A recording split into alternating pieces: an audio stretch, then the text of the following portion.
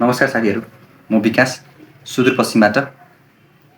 सबैजनालाई स्वागत छ यो मेरो 60 दिने च्यालेन्जको आज डे 4 मा।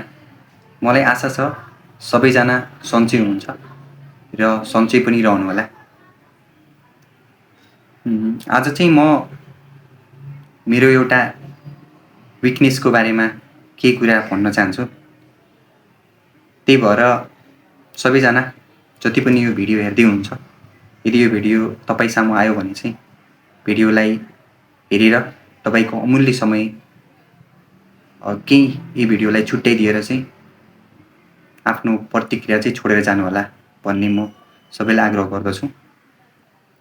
र त्यो मेरो कमजोरी भनेको के हो भन्दाखेरिमा म अरु मान्छेहरुको अगाडि बोल्दैखेरि नर्भस हुने अनि कन्फिडेन्ट नै नभए जस्तो महसुस हुने हैन। यदि मलाई त्यो सबै कुरा यो बोल्नुपर्छ, यसरी बोल्नुपर्छ भन्ने कुरा आए पनि त्यो मनैदेखि नआउने के। र कहिलेकाहीँ बोल्दाखेरि डर हुन्छ, बिग्रिन्छ कि है ला केही भइहाल्छ कि भन्ने कुराहरु हुन्छ नि त। त्यसले चाहिँ डर हुने के, बिग्रिन्छ कि भनेर डर हुने। मान्छे कोही बिग्रियो भने हाँस्ला कि भनेर डर हुने हैन, आफ्नो बिल्ला गर्छ कि भनेर डर हुने। त्यस्तो हुने भएकाले चाहिँ अलि बोल्दाखेरि कन्फिडेन्टहरु आउँदैन के। सबै कुरा आएको हुन्छ कि मनभित्रैबाट, तर त्यस्तो हुन्छ कि भनेर मात्रै बस मनभित्रै जे छ जस्तै छ त्यतिकै रहन्छ के।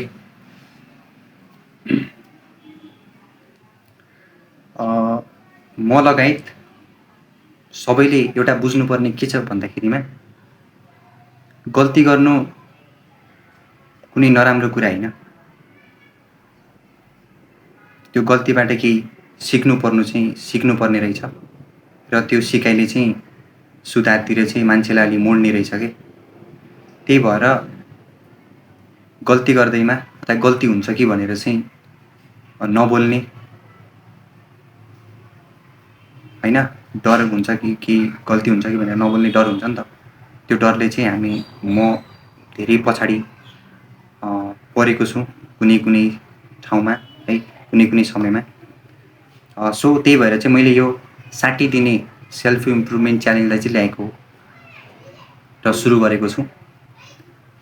र यसमा चाहिँ म हरेक दिन केही मिनेट चाहिँ क्यामेरा अगाडि आफ्नो कुराहरु राख्छु र राख्ने प्रयास गर्छु, जसले गर्दा चाहिँ मैले आफूलाई चाहिँ दिनानुदिन केही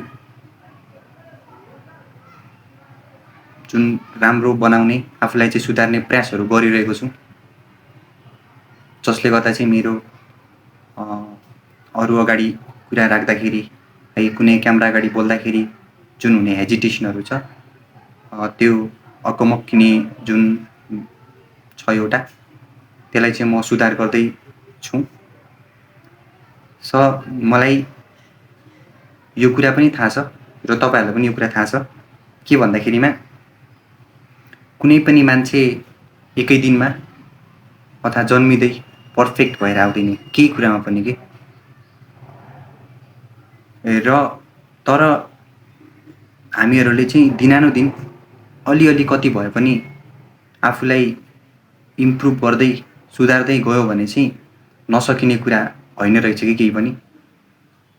त्यही भएर म पनि आफूलाई दिनानुदिन है 0.005% भए पनि अलिअलि सुधार गर्दै छु र पहिले भन्दा अहिले